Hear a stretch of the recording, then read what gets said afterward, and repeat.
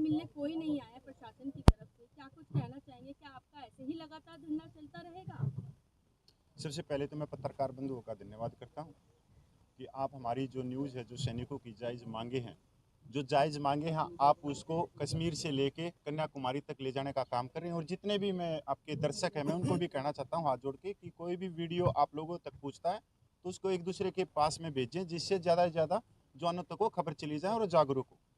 Madam, आज 18वां दिन है मेरे को, तो आप देख रहे हो 18वें दिन ये हमारे 95 ईयर के जवान हमारे साथ में बैठे हैं, 95 ईयर के। तो थोड़ा मेरे को तो मीडिया कर्मी ही थोड़ा इनकी आंखों पे ही वो दिख रहा है कि आप थोड़े थके हुए लग रहे हो। हमारे में से तो थके हुए है नहीं। ये 18 दिन तो जॉब है सर, हम आप तो धरना करोगे, जब मांग पूरी हो जाएगी चले जाओगे, हमारा तो जॉब है, हम नहीं थकते सर। हम भी नहीं थकते। हमारे साथ में आप देखो सामने, हाँ बिल्कुल 95 ईयर के जवान आप लोगों के साथ बैठे। आपको तो अपने घर पे अपने पोता पोतियों के साथ होना चाहिए था, लेकिन आप 94 इयर्स में यहाँ आकर के बैठे हैं।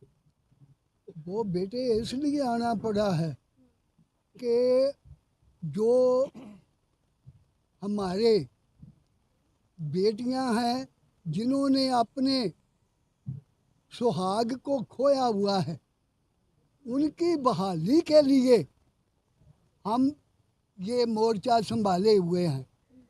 नहीं तो बैठ तो मैं भी सकता हूँ, लेकिन आप हिसाब लगाइए, एक ऑफिसर है, उसकी जो घरवाली है, जब अभी ऑफिसर इस दुनिया से रुखसत हो जाता है तो उसको 75 से 85 हज़ार तक रुपया मिल रहा है। और हमारी जो बेटियां अपने पतियों को खोती हैं, उनको क्या मिल रहा है? कभी देश के बंधुओं ने सोचा है कि पत्रकार सोचते हैं कि एक वीर नारी आज सिर्फ और सिर्फ 11,000 रुपया ले रही है। तो आप बताइए कितना अंतर है इसमें। तो क्या ये आंदोलन वो किसान आंदोलन की तरह बनता जा रहा है, जिसमें कि जो बुजुर्गों का जो नंबर है वो बढ़ेगा आगे चल के?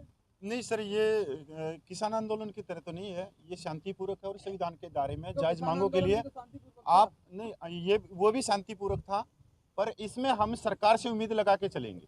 जैसे सरकार से आपने देखा होगा आलोचना वो कोसों दूर है, जब समय आएगा तब तक कोई आलोचना नहीं है। अभी भी हमारे को सरकार पे विश्वास, क्योंकि जो 75 सालों में जो एक दीवार बनाई गई सरकार और हमारे बीच में, जो जवान जैसे रिटायर्ड सैनिक, उनके बीच में एक कंकर ईंट की पत्थर की दीवार बना दी, तो उनको पता ही नहीं कि सेना में जवान जैसे रैंक भी होता है।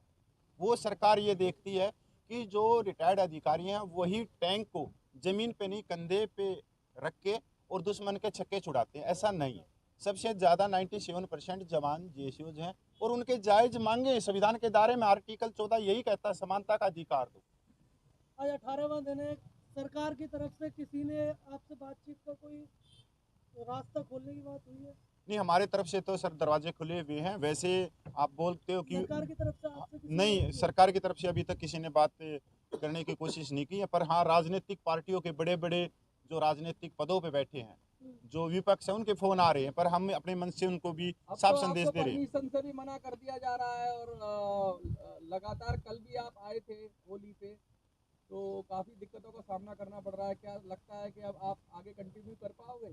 बिल्कुल कंटिन्यू तो होगा ये। और सरकार को हमने, आप देखोगे आज 18वां दिन है, हम बड़े प्यार से शालीनता से इस आंदोलन को लेकर चल रहे हैं। अगर सरकार उस प्यार का कुछ अलग ही नाम देना चाहती है तो वो लेने के लिए तैयार है।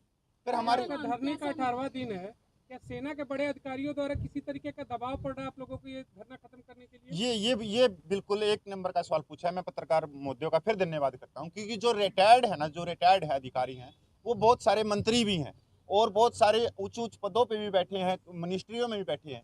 उनका बिल्कुल प्रेशर जा रहा है प्रशासन के ऊपर कि किसी भी तरह से इस आंदोलन को खत्म करवाओ। अभी बहुत सारे ट्विटर डालने लगे जो रिटायर्ड है, उनमें हलचल मच गई कि जैसे ट्विटर किया है कि मोदी जी इस आंदोलन को तोड़ दो। पर मैं कहना चाहता हूं कि हाँ, कुचल दो, तोड़ दो, पर हम कोई गुलाब के फूल नहीं है कि हमारे को तोड़ कर फेंक दिया। नहीं, ये संविधान के दायरे में। ऑफिसर क्यों कर चलना चाह रहे हैं? उनकी कोई पोल पट्टी है जो खुल जाएगी? हाँ, ये पोल पट्टी तो नहीं मैडम, जिसके दोनों हाथ नहीं है, जिस जवान के हाथ नहीं है, पैर नहीं है और जो चमचों के सारे पानी पी रहा है, उसको पर मंथ 18,000 रुपये मिल रहे हैं। और जिसकी उंगली का नाखून कटा है सिर्फ उसको 2,72,000 रुपये मिल रहे हैं। हमारे बुजुर्ग ने जब आप भी बताया आपको, जो विधवा पेंशन है, एक सैनिक ऑफिसर की विधवा की पेंशन 72,000 से ऊपर है प्लस डीए लगा के, और एक जो सैनिक विधवाएं, जो जवान जेसी और रैंक की विधवाएं हैं, वो 11,000 से 15,000 के बीच में ले रही है। ऊपर से विधवाओं के अंदर में भी अंतर देखती है भारतीय सेना। बिल्कुल ये भारतीय सेना नहीं सर, ये जो नीतियां बनाई गई ना, जो नीतियां बनाई गई सरकार की तरफ से जो नीतियां बनाई गई, वो उनका दमन किया गया। अभी आप ये लगाओ, जो वन रैंक ऑन पेंशन का सेकंड रिवीजन है, जो माननीय प्रधानमंत्री बोल रहे थे, और वन रैंक ऑन पेंशन से ही वर्तमान सरकार आई थी, क्योंकि 15 सितंबर 2013 को पहली रैली हुई थी रेवाड़ी में, आप लोगों को मालूम है। और उस रैली में पूर्व मुख्यमंत्री आए थे गुजरात के, और वहां से प्रधानमंत्री के दावेदार में आए थे। वो प्योर रैली सैनिकों की थी, और उसके अंदर 5 से 7 लाख पूरे सैनिक पूरे देश के आए थे, और वो उम्मीद लेके आए थे कि वन रैंक ऑन पेंशन मिलेगी। वन रैंक ऑन पेंशन दी सरकार ने। फर्स्ट वन रैंक ऑन में पेंशन में दिए 42,700 करोड़ रुपये, पर उसमें मिला क्या जवानों को 298 रुपये से लेके सिर्फ 1,900 रुपये।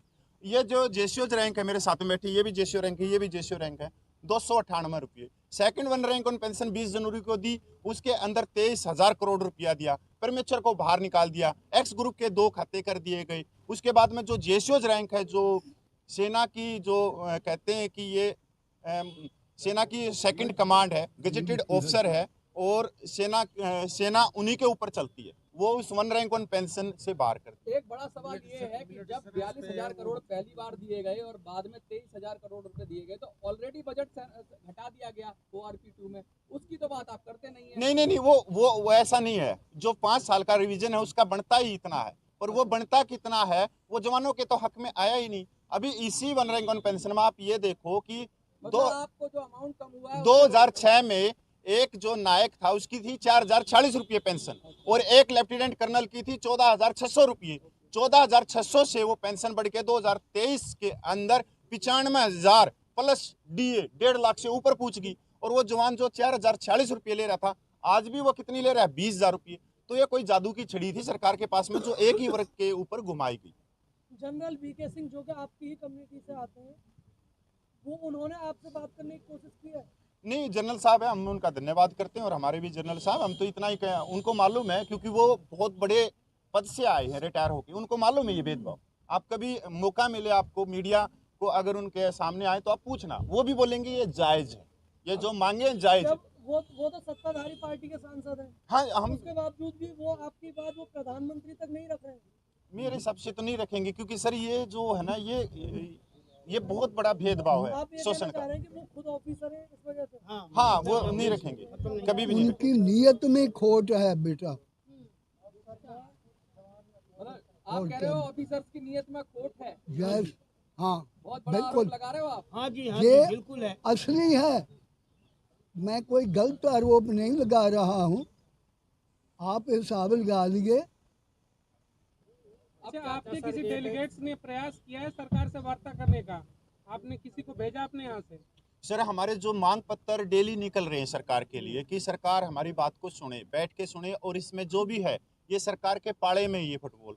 मैं आप लोगों को मैं कहना चाहता हूँ, और आपकी मीडिया के द्वारा भी कहना चाहता हूँ, ये साइलेंट जो आंदोलन है, ये जंतर मंतर पे, हम जंतर मंतर पे संख्या बढ़ाना ही नहीं चाहते, हम इतने ही रखने चाहते हैं 100, पर ये आंदोलन पूरे देश में जा चुका है। अभी पूरे देश में डिस्ट्रिक्ट वाइज माननीय कलेक्टर को मांग पत्र दिए जा रहे हैं, माननीय राष्ट्रपति के नाम, तो ये साइलेंट तो हुआ ही नहीं। और आने वाले समय में हो सकता है कि बड़ी कॉल भी हो जाए, वो ऐसा भी हो कि भाई सरकार अगर हमारे को दबाव में यहाँ से उठाती है, या प्रशासन उठाता है, तो हमारे को बड़ी कॉल भी देनी पड़ सकती है, जेल भरो आंदोलन, संसद भवन, रामलीला मैदान की बहुत बात होती है। हाँ, संसद भवन घेराव या रामलीला ग्राउंड, लाखों में है रामलीला मैदान। तो लाखों क्या ही भरने के लिए यहाँ पे ये वर्कशॉप चला हुआ। आपको खालिस्तानी कहा जाएगा? किसको? आप लोगों को? हमारे को तो पता नहीं क्या क्या कहा जाएगा मैडम। कोई ये बोलेगा कि ये पाकिस्तान से फंडिंग है, श्रीलंका से फंडिंग आ रहे हैं, ये आतंकवादी हैं। हम सैनिक, हमारे पेट पे बेल्ट लगी है, कोई बाबाओं के भगत नहीं है कि टायर फूंक दिए रोड के ऊपर। बिल्कुल हम शांतिपूर्वक लेके चलेंगे इस आंदोलन। एक सवाल आपसे उठता है कि राजनीतिक दल आपको समर्थन करना चाहते हैं जो गैर और राजनीतिक दल है सत्तारूढ़ के अलावा, तो क्या आप लोग उनका समर्थन चाहते हैं? आप अपने मन से क्या संदेश देना चाहेंगे और राजनीतिक दलों को? हम राजनीतिक दलों को इतना संदेश देना चाहते हैं कि उन्होंने भी जो विपक्ष में बैठे हैं उन्होंने जवानों की वोट लिए, तो वो जवानों की वोट लिए हैं तो वो जवानों की बात संसद में, लोकसभा और राज्यसभा में रखे, पर मंच का हम प्रयोग नहीं करने देंगे। वैसे जंतर मंतर सबके लिए खुला है, किसी को धक्के मार नहीं सकते, कोई आएगा तो दरी पे बैठेगा, पर मंच और माइक हम नहीं देंगे, बिल्कुल ये क्लियर है, क्योंकि हम सरकार पे ही अभी हमारा विश्वास है। तो विपक्ष में अगर हम विपक्ष को लेके आते हैं तो फिर ये हो जाएगी, अभी तो हमारे को बोलेंगे फंडिंग आ रही है, आपने मैडम ने बोला था आतंकवादी है, फलाना है, धक्कड़ है, फिर बोलेंगे नहीं ये कांग्रेस ने बैठाए हैं, या आम आदमी पार्टी ने बैठाए हैं, बीजेपी ने बैठाए हैं, या तृणमूल ने बैठाए हैं। नहीं सर, ये बिल्कुल सैनिक है। और ये जो आप लोगों के साथ में बैठे 95 साल के जवान हमारे, इनका 14 साल का संघर्ष, और ऐसी चीज़ें हम 14 साल से सुनते भी आ रहे हैं और उनको महसूस भी कर रहे हैं। अच्छा, 18 दिन आपके धरने को हो गए और चंद कदमों की दूरी पर यहाँ पर संसद भवन है, अभी तक आपसे कोई वार्ता करने नहीं, तो आपको नहीं लग रहा था कि कहीं ना कहीं आपको निगलेक्ट किया जा रहा है, आपके धरने को ही कमजोर किया जा रहा है कि आप बैठे रहो, सरकार तो आपसे बात नहीं करेगी? ऐसा कुछ नहीं है कि हम ये सोचे कि हमारे को नेगलेक्ट किया जा रहा है। दिन पे दिन हमारे हौसले बढ़ते जा रहे हैं, क्योंकि अभी धीरे धीरे आप लोग जो छोटी मीडिया कहलाएंगे या हमारे सहयोगी कहलाएंगे, उन्होंने भी पूरे तरीके से हमारा सहयोग देना शुरू किया है। दूसरी चीज़, नेगलेक्ट ऐसे नहीं किया जा सकता, क्योंकि हमारे साथ पूरे हिंदुस्तान के अंदर चारों तरफ से हमारे पूर्व सैनिक, समाज के अच्छे व्यक्ति, और मैं तो ये कहूँगा हिंदुस्तान के जन जन से हमारे को सहयोग है। और रही सांसदों की बात, आपने एक बहुत अच्छा सवाल किया था कि सांसदों मंत्रियों को आप इधर बुला के उससे उनसे क्या सहयोग ले सकते हो। उनका सहयोग एक ही है, मैं तो उनसे ये अरदास करूँगा कि उनका सहयोग करने का स्थान संसद भवन है, उधर बात रखो, ठोस तरीके से रखो, जैसे एक सोल्जर अपनी छाती अड़ाता है किसी भी मैदान के अंदर, इस तरह से एक सांसद ने भी खड़ा रुक करके और पक्का इरादा करके ये पॉइंट उठाओ सैनिकों का। मैं बोलता हूँ सरकार क्या, परमात्मा भी झुक के आएगा नीचे, क्योंकि असलियत के अंदर दम होता है और सच्चाई की जीत होती है, बुराई की हमेशा हार होती है। बहुत बहुत शुक्रिया। जय सर, आपसे एक सवाल है, ये 2024 में लोकसभा चुनाव है प्रधानमंत्री के लिए, आपका आंदोलन अगर लंबा चला, नहीं सुनवाई होती है सरकार की तरफ से, तो क्या वोट की चोट भी लगेगी क्या? सर, मैं आप लोगों को अपने राजनीतिक सवाल पूछा तो मैं राजनीति से भाजूंगा नहीं सवाल जवाब देने से। हमारा जो सैनिक है उनके 28 लाख पूर्व सैनिक है, 50 लाख के करीब ऑन ड्यूटी ये है, और 5 करोड़ के करीब हमारी वोट है, और 140 सीटों को हम सीधा प्रभावित करते हैं। अगर हम हिमाचल, उत्तराखंड, हरियाणा, उत्तर प्रदेश और राजस्थान, पंजाब की बात करें तो यह बहुत बड़ा लेवल आपके सैनिक ही है में उत्तर भारत में पूरे के पूरे में, तो 140 संसदीय सीटों को सीधा प्रभावित करते हैं। तो मैं ये नहीं कहना चाहता कि सैनिक क्या करेंगे। जब सैनिक अपनी पासबुक, बैंक की पासबुक को उठाएंगे और उसमें कुछ नहीं मिल रहा, सैनिक विधवाओं को नहीं मिल रहा, तो सर वो तो उनके ऊपर है, निर्णय तो वो लेंगे क्या करना क्या नहीं करना। पर यह है कि हमने 5 करोड़ वोट दिए हैं, 2014 में भी दिए हैं, 2019 में भी दिए, पर फिर भी ऐसा क्यों है? तो हमारी उम्मीद अभी जुड़ी हुई है, और आगे आने वाले समय में कभी भी कोई बड़ी रैली होगी तो उसका सबसे पहले निमंत्रण पत्र माननीय प्रधानमंत्री को दिया जाएगा। कपिल जी ने कहा कि भाई वोट की चोट से सरकार का नुकसान कर दोगे, लेकिन विपक्ष भी तो आपके साथ नहीं है, तो अगर दूसरे की सरकार बना दोगे आपका तो फायदा होगा नहीं, मांग तो वहीं की वहीं है, दूसरी की सरकार बन जाएगी तो आपका क्या फायदा होगा? मैं आपसे सवाल पूछूं। सर, हमारा फायदा क्या होगा इसमें? ये नहीं कि हमारा फायदा नहीं होगा, हमारी जायज़ मांग है तक गवर्नमेंट को सुननी ही पड़ेगी, इसमें कोई दो राय नहीं। गवर्नमेंट हमारी, अगर गवर्नमेंट को हरा देंगे वोट की चोट से तो गवर्नमेंट का नुकसान नहीं, हमने हरियाणा के लिए कहा ही नहीं अभी तक, बोला ही नहीं सर, हमने हरियाणा के लिए कहा ही नहीं, गवर्नमेंट हमारी है, हमने तो गवर्नमेंट को बनाया, पर गवर्नमेंट तो बनेगी। सर, एक आखिरी सवाल उठता है, 2024 इलेक्शन से पहले 7 राज्यों का चुनाव है, इसमें मध्य प्रदेश भी है, राजस्थान भी और तमाम जगह है, तो क्या आपके इस आंदोलन का प्रभाव वहाँ देखने को मिलेगा?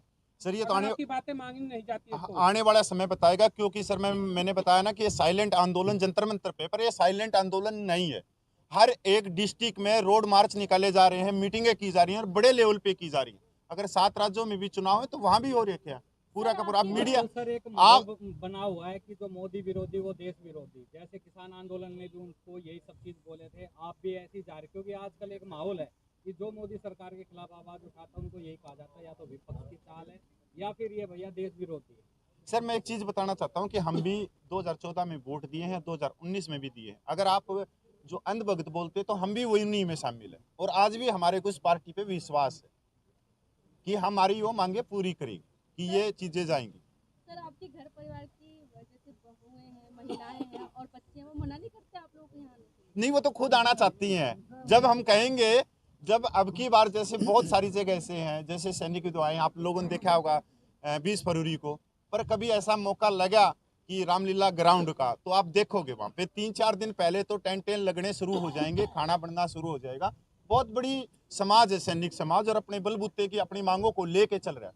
मैं सबसे बड़ा ये है कि सर सैनिकों की विधवाएं भी आएंगी रामलीला मैदान में, आप ये कह रहे हैं? क्यों नहीं आएंगी सर, विघ्नाएं क्यों नहीं आएंगी? वो आप कहते हो तो उनको ही दे दे मंच, उनको कल बुला देते हैं, ऐसा नहीं है कि बिल्कुल दिखना चाहिए। हाँ आप लोग हमारे साथ नहीं है क्या? ये घर परिवार बच्चे सब साथ हैं। हाँ बिल्कुल बिल्कुल घर पर, हाँ बिल्कुल। अभी भारत माता की जय, भारत माता की जय, भारत माता की जय, वंदे मातरम, वंदे मातरम, वंदे मातरम, सैनिक एकता जिंदाबाद, सैनिक एकता जिंदाबाद।